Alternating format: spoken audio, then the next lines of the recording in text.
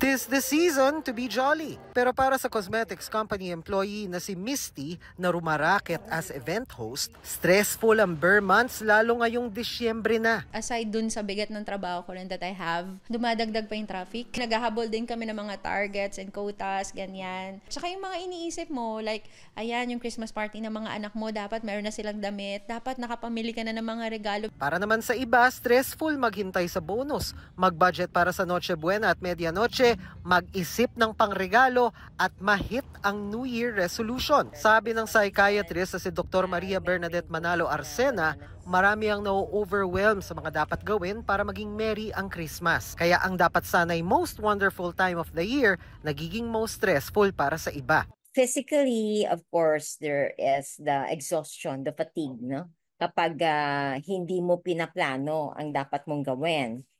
Psychologically, expectations can actually create also what we term as gusto natin, ganito mangyari, ganyan mangyari, and then kung hindi siya mamimit, we feel that we failed. Kaya para maging matiwasay ang Kapaskuhan, ayon kay Dr. Arsena, pinakamainam ang pagpaplano tulad ng ginagawa ni Misty. Nakakatulong talaga sa akin ang planning and time management. Malaking bahagi para hindi masyadong ma-stress, huwag masyadong mag-expect sa sarili. Do your best, but expectations should be what? Should be fair and should be honest enough. And don't do things na hindi mo kayang gawin. Yeah, we can make it just very simple. Para sa GMA Integrated News, Dano Tingkungko, Nakatutok, 24 Oras.